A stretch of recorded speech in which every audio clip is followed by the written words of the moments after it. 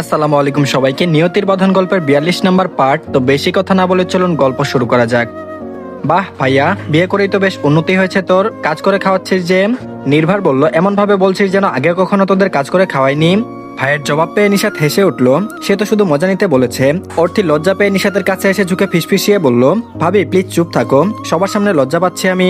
নিশাত বোধহয় বুঝলো অর্থীকে, তাই মা বাবার সামনে আর কোনো মজা উড়ালো না। তাদের খাওয়ার মাঝে নিতু বেগম চলে এলেন, সবার সাথে কুশল বিনিময় করলেন।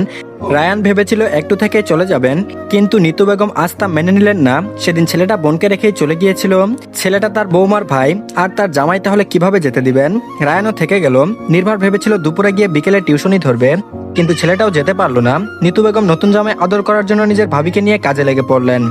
আর এদিকে নিতু বেগম রান্না করছেন আর পূর্ণা বেগম সাহায্য করছেন। নিশাত বসে বসে আপেল চিবুচ্ছে আর অর্থী পাশে দাঁড়িয়ে রান্না দেখছে। নিশাত খেতে খেতে হঠাৎ মজা করে ননদের উদ্দেশ্যে বলে উঠল, ও আপু, তোমার শাশুড়ি তোমাকে আবার বকা দেয় নাকি? তোমাকে দিয়ে আবার অনেক কাজ করায় না তো, দজ্জাল শাশুড়িদের মতো? নিতু বেগম শুনেও কিছু বললেন না মেয়েকে। অর্থী বিব্রত বোধ করলো শাশুড়িদের সামনে এমন ভাবে বলাই। বিব্রত স্বরেই বলল, এসব কি বলছো ভাবি? বকবে কেন? চুপ করো তুমি। ননদ তার মজা বুঝতে পারেনি দেখে নিশাত চাপা হাসলো। দুঃখ প্রকাশ করার মতো করে বলল, আমার ফুপি অতটা খারাপ না বুঝলা, তবে শিক্ষক মানুষ তো, তাই একটু রাগ বেশি, আর মেজাজ তার সবসময় ভীষণ হট থাকে। তাই তুমি একটু সামলে থেকো, বুঝলে আপু? যা বলে তা শুনো কেমন? এমন করে বলাই অর্থী বোধহয় একটু ভয়ই পেল। আবার ভাবি থামছে না দেখে অসহায় বোধ করলো। সে কিছু বলবে তার পূর্বে নিতু বেগম ওনার কাজ অব্যাহত রেখে মেয়ের উদ্দেশ্যে চাপা হেসে বলে উঠল, তা তোর ওপর কবার মেজাজ দেখিয়েছি আমি? আর কি কি অভিযোগ আছে ফুপির প্রতি? নিশাত মুখের ভাবগতি স্বাভাবিক রেখে জবাব দিল, সে তো তুমি আমার ফুপি হও, তাই হয়তো আমার উপর মেজাজ দেখাওনি, কিন্তু বৌমাকে তো দেখাতেই পারো। শত হোক শাশুড়ি বলে কথা, তাও গ্রামের শাশুড়ি। শোনো, ফুপি শাশুড়ি হতে হলে আমার শাশুড়ির মতো হবা, বুঝলাম? পূর্ণা বেগম শুধু এখানে নীরব দর্শক। অতি হা হয়ে এদের কথা শুনছে। নিতু বেগম আরেকটু জোরে হেসে দিয়ে বলল, তা তোর শাশুড়ি বুঝি খুব ভালো, খুব ভালোবাসে বুঝি তোকে? নিশাত বলল, ভালোবাসে তো, তার ছেলের থেকেও আমাকে বেশি সাপোর্ট করে। সবাই ঠিক আছে বুঝলাম, খালি একটু গম্ভীর। ছেলেটাকেও তেমন তৈরি করেছে। শেষ কথাটা বাচ্চাদের মতো মুখ লটকে বলল। শুনে আর দেখে সবাই হেসে উঠল, সাথে নিশাত নিজেও একটু হাসলো। অর্থীর পানে তাকিয়ে বলল, আমি কিন্তু মজা করেছিলাম ভাবি, ভয় পেও না, আমার ফুপি অতটাও খারাপ নয়। ভাবির কথায় কিঞ্চিত হাসলো অর্থী। অর্থী জানে না ভবিষ্যতে কি হবে, কিন্তু তার শাশুড়ি এখন অবধি তার সাথে কোনো মুখ কালো করে কথা বলেননি। তবে কথা খুব বেশি একটা বলেন না, দরকারি কথা ছাড়া। নিশাত হেঁটে গিয়ে নিজের ফুপির পাশে দাঁড়িয়ে ফুপির কাঁধে থুতনি ঠেকিয়ে বলল, তুমিও মেয়েটাকে দেখে রেখো ফুপি, আপু কিন্তু ভীষণ আদরে বড় হয়েছে। যদি কখনো তোমার জন্য বা ভাইয়ার জন্য কষ্ট পাই, তাহলে ও বাড়ির সবাই অনেক কষ্ট পাবে। একটা মাত্র মেয়ে তাদের। নিতু বেগম মুখে কিছু না বললেও মেয়ের হাতের উপর হাত রেখে ভরসা দিলেন। নিজের পরিবারের কথা ওঠায় অর্থের মনটা একটু ভারী হলো। এসেছে পর থেকে কারোর সাথে একটু কথা বলেনি ভাইয়া ছাড়া। দেখা তো অনেক দূর, কেমন আছে তারা? তার কথা কি মনে পড়ে? নিশাত বোধহয় ননদের মনের অবস্থা বুঝলো, তাই পুনরায় হাসির কথা তুলে হাসি মজায় মত্ত হলো। দেখতে দেখতে বেলা গড়ালো। নির্ভার আর নিশাতদের যাওয়ার সময় এসে উপস্থিত হলো। রান্নাবান্না শেষ করে খাওয়া দাওয়া সম্পূর্ণ হতেই ভালোই বেলা হয়েছে। এখন রওনা দিলেও পৌঁছাতে অনেক রাত হবে, তাই আর কেউ দেরি করতে চাইল না। স্বামী আর ভাই ভাবি চলে যাবে দেখে অর্থী মেয়েটার চোখ ভারী হলো। ওই পানিতে পরিপূর্ণ আঁখি দুটো দেখে নির্ভারের মন অশান্ত হলো। মেয়েটা এমন করলে কি করে যাবে সে? নীরবে বউয়ের পাশে দাঁড়িয়ে সবার আড়ালে বউয়ের একটা হাত নিজের হাতের আজলাই নিল। কিঞ্চিত দেহ হেলিয়ে ছোট করে উচ্চারণ করলো, তুমি যদি এভাবে সিক্ত আঁকিতে আমাকে বিদায় জানাও, তাহলে আমি গিয়ে কিভাবে ভালো থাকবো অর্থী? স্বামীকে হাসি মুখে বিদায় দাও। অর্থীর যেন আরো কান্না পেল। অনেক কষ্টে আঁকি দুটোকে রোধ করতে সক্ষম হলো, যাতে পানি না গড়ায়। চোখে জল নিয়েও মুখে হাসি ফোটালো। তা দেখেও নির্ভর হাসলো। সবাইকে বিদায় জানিয়ে গাড়িতে চড়ে বসলো। নিশাত নিজের আব্বু আর বাকি সবাইকে বিদায় জানিয়ে গাড়িতে চললো। নিশাতের চোখ দুটো পানিতে পরিপূর্ণ। ভেবেছিল আব্বুর কাছে 2 দিন থাকবে, অথচ একটা দিনও ঠিক মতো কাটাতে পারলো না। আর কবে আবার এই মুখগুলো দেখবে কে জানে। রায়ান বউয়ের সিক্ত চোখ দেখলো, বুঝলো সব, কিন্তু নির্লিপ্ত রইল। বউ কেঁদে কেটে গঙ্গা বানিয়ে দিক, তবুও সে বউকে রেখে যেতে রাজি না। এখন কাঁদছে, পরে সে মানিয়ে নিবে ভেবে নিজেও গাড়িতে চড়ে বাড়ির উদ্দেশ্যে রওনা হলো। আর এদিকে নভমণ্ডলের তারকারাজিরা মিটিমিটি করে চলছে। ধরণীতে যেন খুশির ঝিলিক ভরিয়ে তুলেছে। মাথার উপর আধারিয়া আসমানের বুকে মস্ত বড় এক চাঁদ ঝুলে আছে, ঠিক যেন এক ঝলমলে রূপের পাত্র, যা সবার মন কাটতে সক্ষম। আলো আধারিয়া রাতে নির্জন এক সড়কের উপর দিয়ে এগিয়ে চলেছে গাড়িখানা। বউটা পাশেই সিটে মাথা হিলিয়ে দিয়ে ঘুমিয়ে আছে। নির্ভারকে নামিয়ে দিয়ে এই রাস্তায় আসার পর গাড়ির গতি যেন একদম শূন্যতে এনে রেখেছে। তড়িঘড়ি করে বাড়ি ফিরলেও বউকে ঘুমাতে দেখার পর যেন সেই ব্যস্ততা কেটে গেছে। গাড়ির গতি স্বাভাবিকভাবে কমই ছিল, ফলস্বরূপ আসতে রাত গড়িয়েছে ভালোই। নিশাতের সিটটা পেছনের দিকে হেলিয়ে রাখা, যাতে তার ঘুমাতে কষ্ট না হয়। এই মেয়েটা গাড়িতে চললে এত ঘুম পায় কেন কে জানে। তবে ওই ঘুমন্ত মুখখানা দেখতে যেন তার মন উদ্গ্রীব থাকে। এই মুখ দেখে যেন নির্বিঘ্নে কাটিয়ে দেওয়া যাবে পুরো একটা জীবন। ভাবনা শেষ হওয়ার পূর্বেই গন্তব্য শেষ হয়ে গেল। গেট পেরিয়ে গাড়ি সরাসরি গ্যারেজে ভরে রাখলো। ঘুমন্ত মেয়েটাকে বোধহয় আর জাগাতে ইচ্ছে হলো না। গাড়ি থেকে নেমে অন্য পাশ দিয়ে গিয়ে মেয়েটাকে কুলে তুলে নিয়ে বাড়ির ভিতর গেল। বউকে কুলে নিয়ে কোনো মতে বেল বাজাতেই দরজা খুলে গেল। সামনে তার মা দাঁড়িয়ে আছে, চোখে মুখে একটা অবাকতার রেশ ফুটে আছে। মাকে সামনে দেখে কি একটু লজ্জা পেল রায়ান, বোঝা গেল না। মাকে পাশ কাটিয়ে উপরের দিকে অগ্রসর হলো। মা ছাড়া হল রুমে আর কাউকেই দেখা গেল না, হয়তো নিজেদের রুমে আছে বা বাড়িতেই ফেরেনি এখনো।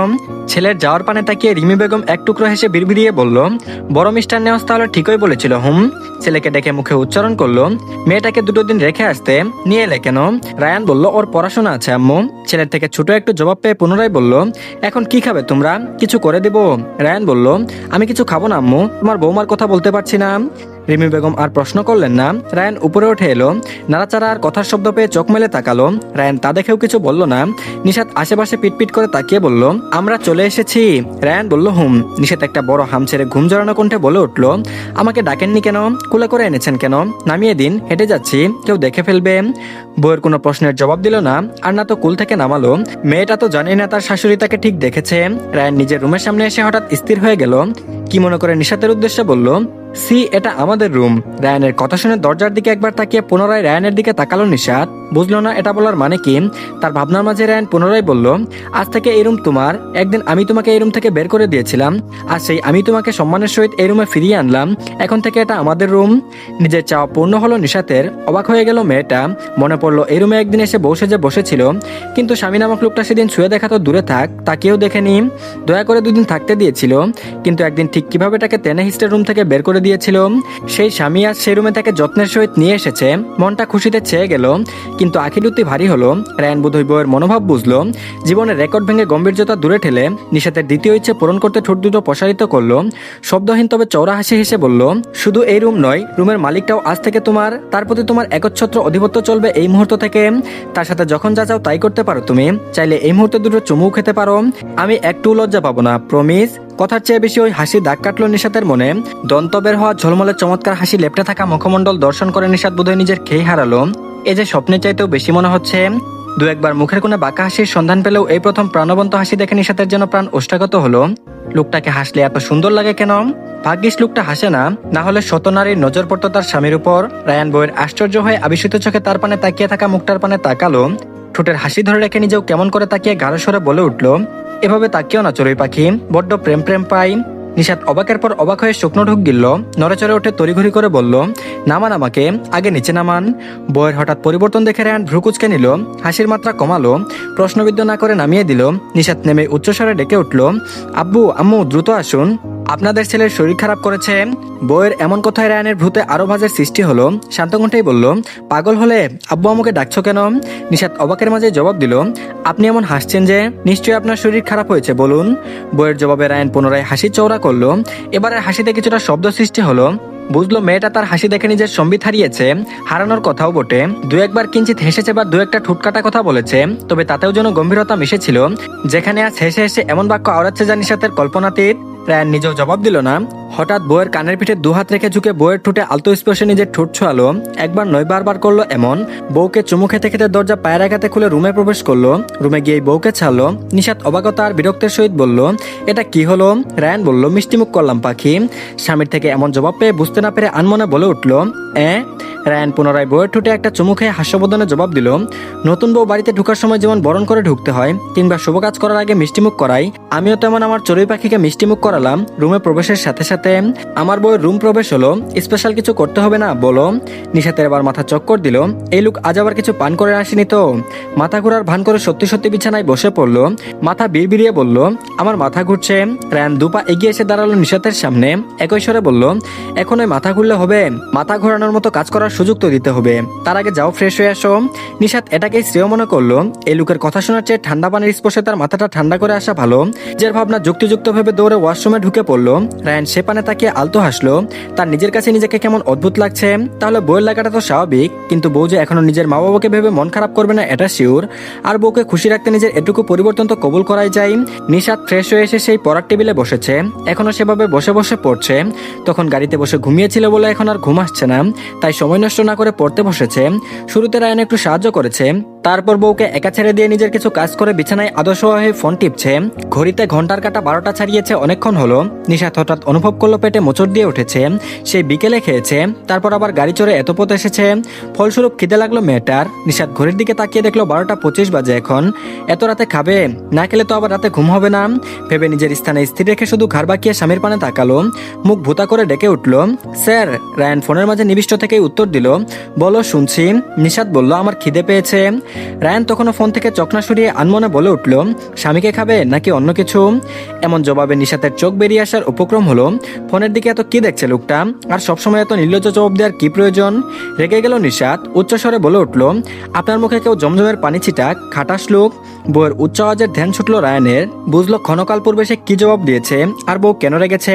তবে তার মাঝে কোনো ফারাক পড়লো বলে মনে হলো না। ফোনটা বিছানায় ফেলে রেখে উঠে দাঁড়ালো। দরজার দিকে অগ্রসর হতে হতে বলল, একটু বসো, আমি খাবার নিয়ে আসছি। আর রাগে একটু কম কম দেখাও চড়ুই পাখি। নিশাত কিছুই বলল না। রায়ান চলে যেতে বইয়ে ধ্যান দিল। রায়ান খাবার নিয়ে ফিরল কিছু সময় বাদে। খাবারের ট্রেটা নিশাতের পাশেই রাখলো। নিশাত তাকিয়ে দেখলো একটা বাটিতে পাস্তা রাখা আর 1 কাপ কফি রাখা। কফিটা বোধহয় নিজের জন্য এনেছে লোকটা। তার ভাবনার মাঝে রায়ান তার পাশে অন্য একটা চেয়ারে বসে পড়লো। ট্রে থেকে কাপটা তুলে তাতে চুমুক দিল। নিশাত নিজেও পাস্তা মুখে পড়লো। খাওয়ার মাঝে স্বামীর উদ্দেশ্যে বলল, আপনি রান্না করে এনেছেন বুঝি, নাকি আম্মুকে ডেকে তুলেছিলেন? রায়ান আরেকটু চুমুক বসিয়ে জবাব দিল, আপনার স্বামী রেঁধেছে। কেমন হয়েছে? রায়ান রেঁধেছে শুনে উচ্ছ্বাসিত স্বরে বলল, আপনি রান্না করতে পারেন? রায়ান বলল, না, টুকটাক যা একটু পারি আর কি। তবে আপনি চাইলে রান্না শিখে নিতে পারি। এমনিতেও রোজ রাতে উঠে আম্মুকে ডেকে যদি বলি, আম্মু তোমার বৌমার জন্য খাবার তৈরি করে দাও, এটা কি ভালো দেখায় বলুন? প্রথম কথা শুনে একটু ভালো লাগলেও শেষের কথাগুলো শুনে মুখ ভুতা করে নিল। মুখে পাস্তা পড়তে পড়তে বলল, আমি কি রোজ রাতেই খাই নাকি যেমন করে বলছেন? ঠিক আছে, এরপর থেকে খেলে নিজেই তৈরি করে খাবো, আপনাকে রান্না শিখতে হবে না। বউয়ের অভিমান দেখে চাপা হাসলো রায়ান।